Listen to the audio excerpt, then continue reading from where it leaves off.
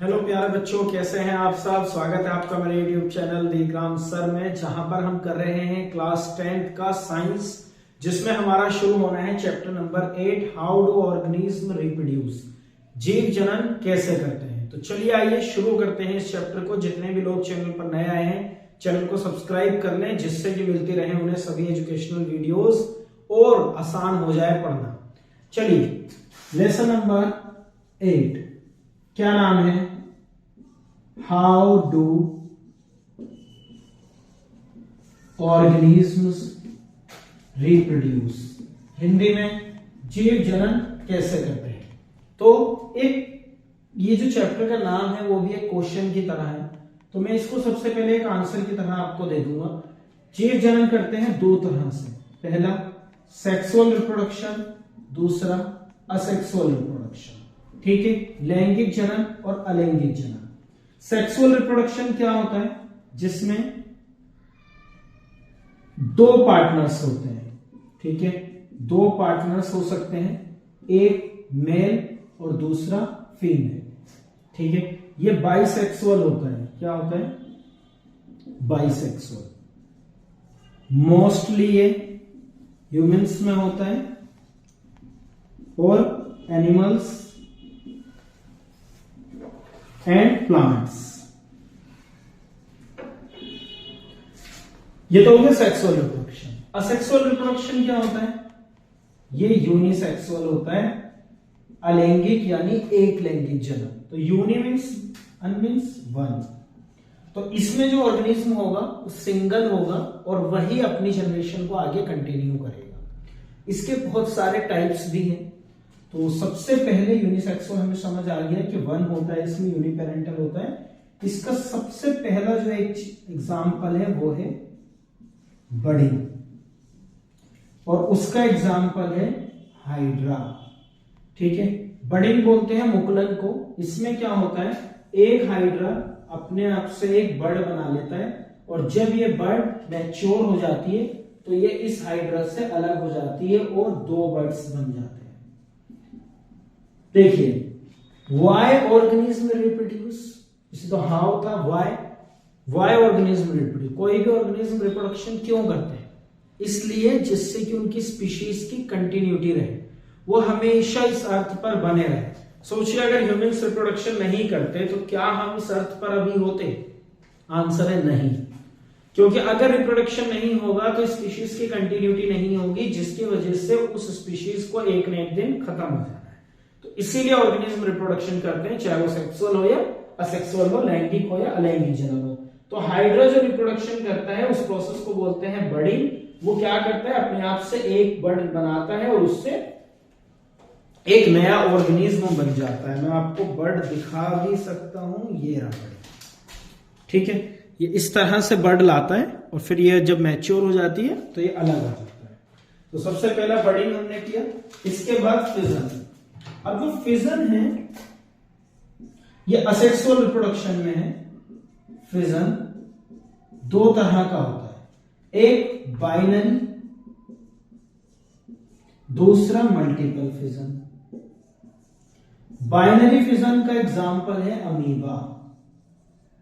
इसमें क्या होता है? एक अमीबा डिवाइड हो जाता है टू इक्वल हाफ्स में, और हर एक हाफ से दो अमीबा बन जाते हैं। तो दिस इज द फिजन, यानी डिवीजन, टूटना। तो एक अमीबा दो जगह टूट गया, उससे दो अमीबा बन गए, दिस इज बाइनरी फिजन। तो ये द्विखंडन है। खंडन के भी दो तरीके, द्विखंडन और बहुखंडन। तो द्विखंडन का एग्जाम्पल है अमीबा और बहुखंडन का एग्जाम्पल है प्लाज्मोडियम। प्लाज्मोडियम क्या होता है? वो दो जगह डिवाइड ना होकर दो से ज्यादा जगह अगर कोई भी ऑर्गेनिज्म डिवाइड होगा तो हम उसे मल्टीपल फिजन बोलेंगे। जैसे कि बाइनरी फिजन ये रहा, एक अमीबा मैच्योर होकर और इवन उसका जो न्यूक्लियस है वो भी टू इक्वल हाफ्स में डिवाइड हो जाता है और बाइनरी फिजन बनाता है। प्लाज्मोडियम ये रहा, ये मल्टीपल फिजन का एग्जाम्पल है। एक ही प्लाज्मोडियम मल्टीपल टाइम्स डिवाइड हो जाता है, this is the Plasmodium. Next, regeneration. Regeneration का एग्जाम्पल है प्लानेरिया। रीजनरेशन इसका एग्जाम्पल क्या है? प्लानेरिया। प्लानेरिया क्या करता है? एक प्लानेरिया 1 2 3 इक्वल हाफ्स में डिवाइड हो जाता है और हर एक पार्ट से एक नया प्लानेरिया बनता है। इसीलिए इसको रीजनरेशन, पुनर्जनन और पुनरुद्भवन भी कहते हैं, क्योंकि ये क्या करता है, अपने ही, देखिए पहले डिवाइड हो गया 3 इक्वल हाफ्स में तो एक तरीके से खत्म हो गया, लेकिन दोबारा से ये जब मैच्योर हो जाता है तो इसीलिए इसको रीजनरेशन कहते हैं कि भाई दोबारा से पैदा हो गया तो ये पुनर्जनन है, तो रीजनरेशन हो जाता है। ये 3 टाइप्स हो गए असेक्सुअल रिप्रोडक्शन के। मैं आपको दिखा देता हूं रीजनरेशन प्लानेरिया भी। देखिए ये एक प्लानेरिया था, 3 इक्वल हाफ्स में डिवाइड हुआ और हर एक हाफ से 3 नए प्लानेरिया बन गए। बडिंग तो मैंने करा ही दिया है। अब इसका एक टॉपिक है वेजिटेटिव प्रोपेगेशन और एक स्पोर फॉर्मेशन। इसको रब करते हैं, फिर इसको शुरू करेंगे, वेजिटेटिव प्रोपेगेशन और स्पोर फॉर्मेशन को। तो चलिए वेजिटेटिव प्रोपेगेशन में जो 4th टाइप है वो है vegetative propagation, bryophyllum, sugar cane और रोज इसका एग्जाम्पल है।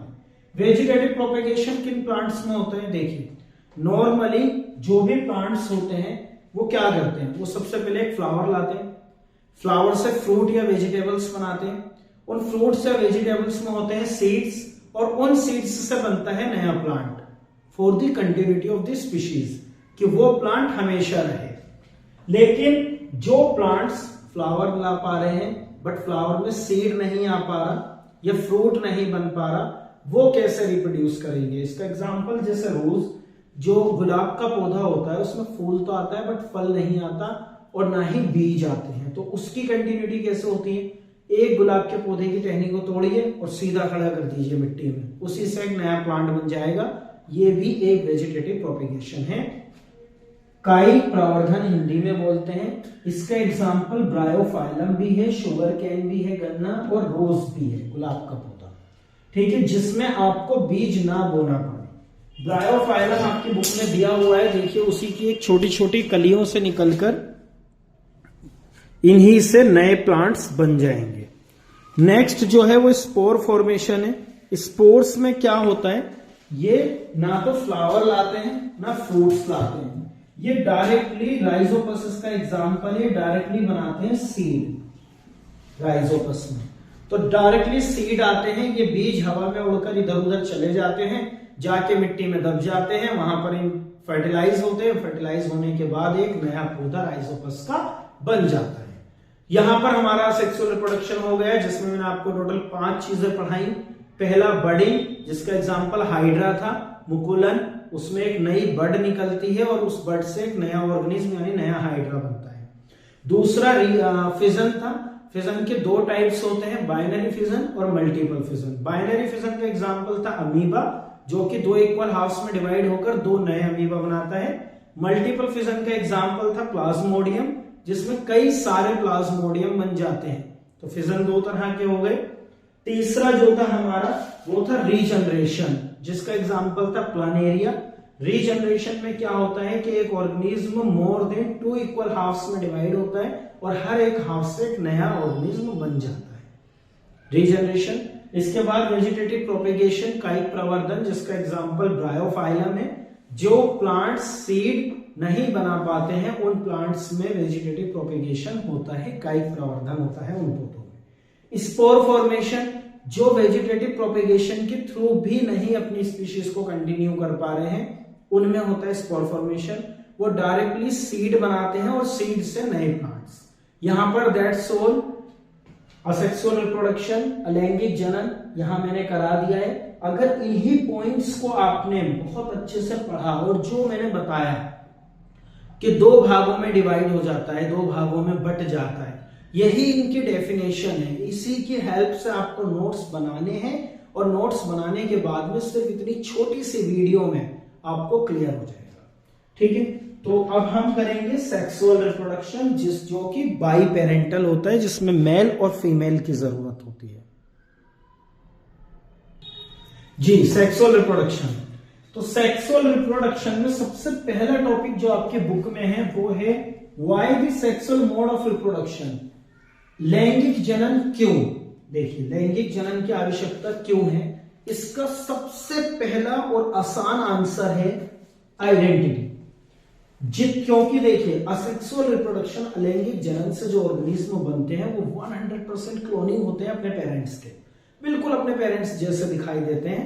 लेकिन जो सेक्सुअल रिप्रोडक्शन से होते हैं उनकी अपनी एक आइडेंटिटी होती है। देखिए, हम सारे ह्यूमंस एक जैसे हैं, हाथ पैर नाक मुंह सबके पास सेम है, सिमिलरिटीज ऑर्गन है, बट हम फिर भी एक दूसरे से अलग हैं। 140 करोड़ आबादी होने के बाद भी हम लोगों की एक एक आइडेंटिटी है, with the different fingerprints, with the different eyes और हाइट, स्किन, मतलब एक पर्टिकुलर आइडेंटिटी है हर किसी के पास, जो कि सिर्फ सेक्सुअल मोड की वजह से ही पॉसिबल है।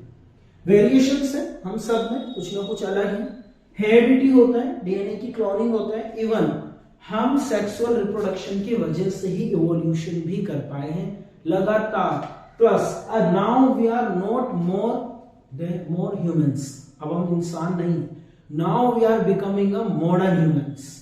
अब हम एक आधुनिक मानव है, सिर्फ मानव नहीं, ठीक है। ये सब पॉसिबल किसकी वजह से हो, सेक्सुअल रिप्रोडक्शन की, क्योंकि वेरिएशंस जो लगातार हमारे जीवन में आ रहे हैं वही बदलाव का कारण है।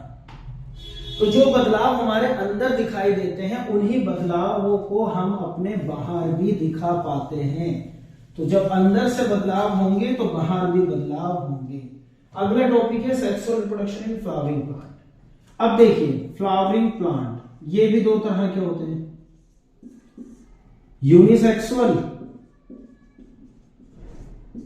और बाइसेक्सुअल।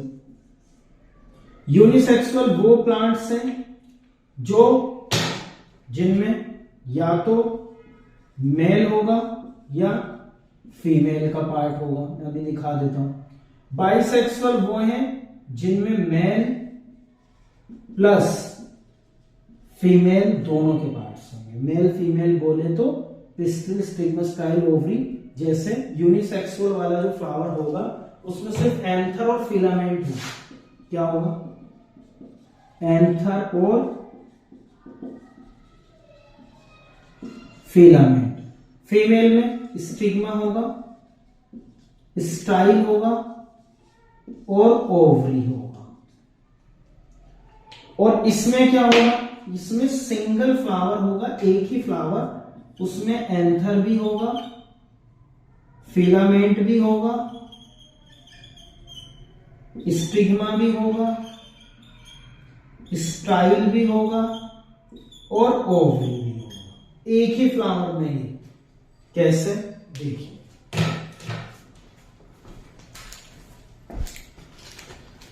ये बाइसेक्सुअल फ्लावर है। इसमें देखिए, पिस्टिल, स्टिग्मा, स्टाइल, ओवरी। जो पिस्टिल है वो फीमेल वाला पार्ट है, स्टेमन, एंथर और फिलामेंट ये मेल वाला पार्ट है। पेटल्स और सेपल्स तो दोनों में ही होंगे। अब इनमें रिप्रोडक्शन कैसे होता है, देखिए, अगर प्लांट बाइसेक्सुअल है तो इस तरीके से इसकी ओवरी होगी और इसमें एक एंथर होगा। जो एंथर क्या करेगा, एंथर में क्या होंगे, पोलन ग्रेन्स। बहुत आसान है, ये पोलन ग्रेन यहां से यहां जाएगा, यहां पर इसके एक ओवम होगा, ओवम फर्टिलाइज हो जाएगा। फर्टिलाइज होने के बाद फ्लावर किस में चेंज हो जाएगा, फ्रूट में। फ्रूट में क्या होगा, सीड। सीड से क्या बनेगा, प्लांट। अब समझ आई बात। देखिए, इसमें जो रिप्रोडक्शन होता है वो पोलन ग्रेन्स के थ्रू होता है। एंथर के ऊपर पोलन ग्रेन्स होते हैं, वो पोलन ग्रेन्स ओवरी में चले जाते हैं और वहां पर वो ओवम को फर्टिलाइज करते हैं और फ्लावर से बनाते हैं फ्रूट। फ्रूट में होते हैं सीड्स और सीड्स से बनते हैं प्लांट्स। तो एक्चुअल में जो प्लांट्स हैं वो फ्रूट्स को इसलिए बनाते हैं जिससे कि वो सीड्स को बना सके और सीड्स से नए प्लांट्स बन सके और उनकी स्पीशीज कंटिन्यू हो सके। जैसा मैंने बताया था कि कंटिन्यूटी ऑफ द स्पीशीज के लिए वो ऐसा करते हैं कि उनकी स्पीशीज हमेशा बनी रहे। ह्यूमंस भी इसीलिए ही करते हैं। ठीक है, तो इसमें ये हो गया। अभी अगला टॉपिक है रिप्रोडक्शन इन ह्यूमन बींग्स। तो बहुत आसान है, reproduction in human beings. Reproduction in human beings, तो ह्यूमन बींग्स में रिप्रोडक्शन कैसा होता है, जब मैंने बताया पहली चीज तो ह्यूमंस में दो होते हैं, एक होता है मेल, एक होती है फीमेल। मेल के पार्ट्स अलग अलग होते हैं जो रिप्रोडक्शन में हेल्प करते हैं, फीमेल के पार्ट्स अलग अलग हैं जो रिप्रोडक्शन में हेल्प करते हैं। रिप्रोडक्टिव हेल्थ भी है। पहली चीज तो इनमें जो हार्मोनल चेंजेस आते हैं, सबसे पहले तो इनके फेसेस होते हैं। पहले ये लोग होते हैं जुवेनाइल फेस में, प्यूबर्टी में आते हैं, वहां से प्यूबर्टी से ये लोग एडल्ट हो जाते हैं, एडल्ट से ये लोग ओल्ड हो जाते हैं। ठीक है, जुवेनाइल फेस में इनके पास रिप्रोडक्शन की कैपेसिटी नहीं होती है। प्यूबर्टी यानी टीन एज में जब ये आते हैं तो ये रिप्रोडक्शन के लिए रेडी हो जाते हैं, दे कैन बी रिप्रोड्यूस। फिर ये एडल्ट हो जाते हैं, बड़े हो जाते हैं, तब भी कर सकते हैं, बुढ़ापे में ओल्ड में भी कर सकते हैं। बट ह्यूमंस में रिप्रोडक्शन कैसा होता है, तो सबसे पहले तो मेल में होता है टेस्टिस और फीमेल में होती है ओवरी। इसके टेस्टिस में होता है स्पर्मेटोजेनेसिस। ये वो प्रोसेस है जिस प्रोसेस के थ्रू मेल में स्पर्म्स बनते हैं, और इसमें होता है oogenesis। इसमें ओवम बनता नहीं है, डेवलप होता है। फर्क क्या है इसमें, at the time of sex जब ये मीटिंग के लिए रेडी होगा तभी स्पर्म्स बनेंगे, लेकिन इसमें ओवम तभी नहीं बनता है, बल्कि फीमेल में ओवम्स हमेशा रेडी होते हैं, सिर्फ वो मैच्योर हो जाते हैं। ठीक है, एक छोटी बच्ची में भी ओवम्स होंगे, बट जब वो अपने प्यूबर्टी एज में आएंगी, टीन एज में आएगी वो बच्ची, तब उसमें oogenesis होगा, हर महीने एक ओवम डेवलप होगा। ठीक है, तो जब इसके स्पर्म्स यहाँ के ओवम को फर्टिलाइज कर देते हैं तो बन जाता है zygote, zygote embryo foetus.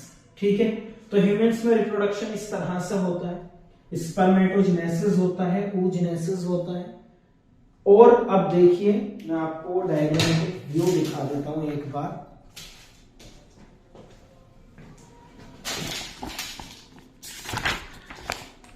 Male reproductive system क्या है कि इसके टेस्टिस में स्पर्मेटोजेनेसिस होता है, यहां पर स्पर्म्स बनते हैं, और जो यूरेथ्रा है, ये यूरेथ्रा बाहर के टेस्टिस की लेयर है जो इसको कंट्रोल करके रखती है, स्क्रोटम बोलते हैं उसको। वेस डिफरेंस क्या करता है, टेस्टिस में बनने वाले स्पर्म्स को यहां से ले जाता है और ले जाकर पेनिस में छोड़ देता है, जिससे कि वो एग्जिट हो सके। यूरेटर का काम क्या है, यूरेटर का काम है यूरिनरी किडनी से यूरिन को लाना और यूरिनरी ब्लैडर में इकट्ठा करना, ये यूरेटर का काम है। सेमिनल वेसिकल क्या करता है, सेमिनल वेसिकल स्पर्म्स में लिक्विड रिलीज करता है, जिससे कि वो आसानी से यहां से निकल जाएं और फीमेल की बॉडी में आसानी से पहुंच जाएं। प्रोस्टेट ग्लैंड का काम क्या होता है, ये यूरिन के प्रेशर को बनाए रखती है। तो ये तो हो गया मेल रिप्रोडक्टिव सिस्टम। इसके अलावा मेल रिप्रोडक्टिव सिस्टम में हम यहाँ पर इसके हार्मोन्स के बारे में पढ़ लेते हैं। जैसे कि मैंने बताया कि जब ये लोग प्यूबर्टी यानी टीन एज में आते हैं तो इनके शरीर में कुछ बदलाव आते हैं, जैसे इनकी दाढ़ी मूछ निकल आती है, आवाज भारी हो जाती है, हाइट एकदम से बढ़ने लगती है, और ये रेडी हो जाते हैं रिप्रोडक्शन के लिए। And they are also attract towards the opposite sex, ये फीमेल्स की तरफ अट्रैक्ट होना शुरू हो जाते हैं। ठीक है, तो ये मेल्स में होता है। फीमेल रिप्रोडक्टिव सिस्टम में क्या क्या होता है, फीमेल रिप्रोडक्टिव सिस्टम में होता है वन पेयर ऑफ ओवरी, तो दो ओवरी होती हैं जहां पर ओवम की डेवलपमेंट होती है। ओविडक्ट क्या करता है, ओविडक्ट स्पर्म्स को यहां से लाकर ओवरी तक पहुंचाता है, ये एक ट्यूब है, फेलोपियन ट्यूब भी बोलते हैं। यूट्रस यानी बच्चेदानी जहां पर डेवलपमेंट होती है। सर्विक्स में क्या होता है, ये एक माउथ है, यूट्रस का मुंह कहते हैं इसको, और ये वेजाइना है। अब देखिए जो मेल का स्पेनिस होता है वो सिर्फ वेजाइना तक ही रहता है, वो यहां से अपने स्पर्म को रिलीज कर देता है और वो ओवरी में जाके फर्टिलाइजेशन करते हैं, और फर्टिलाइजेशन होने के बाद होता है जाइगोट, जाइगोट से बनता है एम्ब्रियो, एम्ब्रियो से बनता है फीटस, और फीटस से फिर डिलीवरी हो जाती है, बेबी आ जाता है और इनकी स्पीशीज भी कंटिन्यू हो जाती है। तो ये मेल और फीमेल रिप्रोडक्टिव सिस्टम था। अगला है what happen when the egg is not fertilized. अभी जो मैंने आपको बताया कि स्पर्मेटोजेनेसिस से स्पर्म आता है, वो ओवरी में जाके ओवम को फर्टिलाइज कर देता है, तो जाइगोट, जाइगोट से फीटस और फीटस से जाइगोट से एम्ब्रियो, एम्ब्रियो से फीटस। ये तो हो गया अगर फर्टिलाइजेशन होगा। अगला टॉपिक है अगर फर्टिलाइजेशन फीमेल में नहीं होगा तो क्या होगा। तो आंसर है बहुत आसान, मेंस्ट्रुअल साइकिल यानी कि पीरियड्स। अगर देखिए हर महीने एक ओवम आता है, डेवलप हो जाता है और वो वेट करता है स्पर्म्स के लिए। अगर उसको स्पर्म्स मिल जाएंगे तो फर्टिलाइजेशन हो जाएगा। फर्टिलाइजेशन होने के बाद वही जाइगोट, एम्ब्रियो, फीटस बनेगा, डिलीवरी होगी, बच्चा हो जाएगा। लेकिन अगर फर्टिलाइजेशन नहीं हुआ, ठीक है, ये फीमेल रिप्रोडक्टिव सिस्टम है, अगर फर्टिलाइजेशन नहीं हुआ ओवरी में तो क्या होता है, तो ओवम जो है वो एक मसल्स क्रिएट करता है, आसान भाषा में बोले तो मसल्स टिश्यू बनाता है। और ये muscle tissue after 28 days every month break down हो जाते हैं, और ब्रेक डाउन होने के बाद इसमें होता है मेंस्ट्रुअल साइकिल, पीरियड्स होते हैं एवरी मंथ। देखिए यही तो सिम्टम है प्रेगनेंसी होने का। अगर प्रेगनेंसी हो जाती है तो मेंस्ट्रुअल साइकिल पीरियड्स आना बंद हो जाते हैं, क्योंकि यहां पर फिर मसल्स टिश्यू की डेवलपमेंट नहीं होती है, फॉर्मेशन नहीं होती है। लेकिन अगर वो फर्टिलाइज नहीं हुआ तो फिर इसकी फॉर्मेशन होगी, और हर 28 दिन बाद, पहले ये 28 दिन, अब जो पीरियड्स की डेट होती है वो लगभग 3 से 5 दिन होती है नॉर्मली एक फीमेल में। 3 से 5 दिन बाद फिर से ये डेवलपमेंट, फिर से प्रोसेस कंटिन्यू होगा और 28 दिन बाद दोबारा से पीरियड्स आ जाएंगे।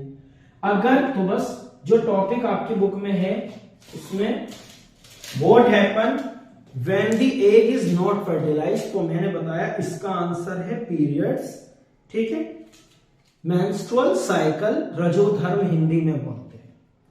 यहां पर ये क्लियर हो जाता है। अगला है रिप्रोडक्टिव हेल्थ। रिप्रोडक्टिव हेल्थ को हम पढ़ लेते हैं लास्ट टॉपिक है रिप्रोडक्टिव हेल्थ। डिस्कशन भी होगा इस टॉपिक पर, जितना ज्यादा डिस्कस करेंगे उतना ज्यादा ही समझ आए।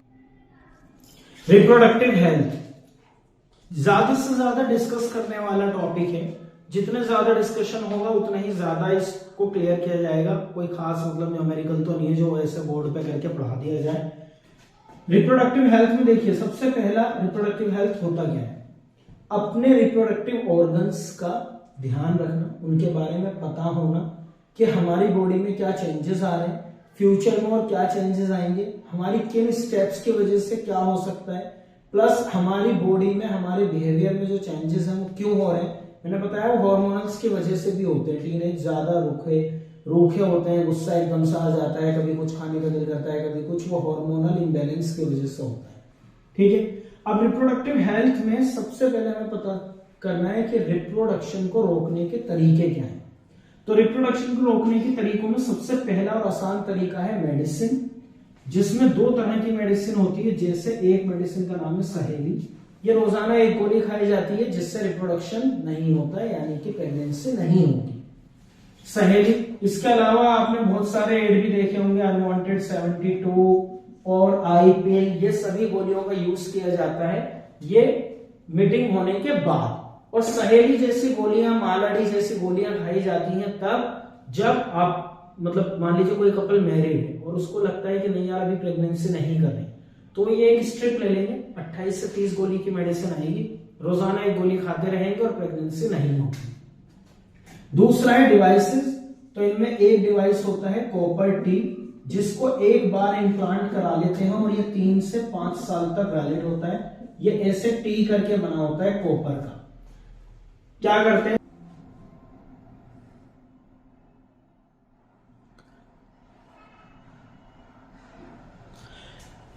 मेल और फीमेल दोनों में। एक को बोलते हैं वैसेक्टोमी, मेल में जो होती है उसको बोलते हैं वैसेक्टोमी, और फीमेल में जो होती है उसको बोलते हैं ट्यूबेक्टोमी। ठीक है। डिजीज कौन कौन से हो सकती है उनका ध्यान रखना। HIV एड्स नाम की एक बीमारी होती है जो रिप्रोडक्टिव हेल्थ में ही आती है, जिससे बचने के लिए कॉन्डम का यूज किया जाता है। देखिए HIV एड्स क्या है, ह्यूमन इम्यूनोडेफिशिएंसी वायरस। ये एक HIV वायरस है जिससे जो बीमारी होती है उसका नाम है एड्स, एक्वायर्ड इम्यूनोडेफिशिएंसी सिंड्रोम। ठीक है। तो एड्स नाम की बीमारी होती है। अब पहली चीज, ये मल्टीपल पार्टनर्स के साथ कोइटस करने की वजह से भी हो सकती है। तो इससे बचने के लिए जो यूज होता है वो कॉन्डम का यूज होता है। कॉन्डम मेल और फीमेल दोनों तरह के होते हैं। प्लस में अगर आप चाहते हैं कि जो प्रेगनेंसी है वो ना हो, उसके लिए भी कॉन्डम्स का यूज किया जाता है। यहां पर ये चैप्टर खत्म हो जाता है। अगली वीडियो में मिलते हैं नेक्स्ट चैप्टर के साथ। तब तक के लिए टाटा बाय।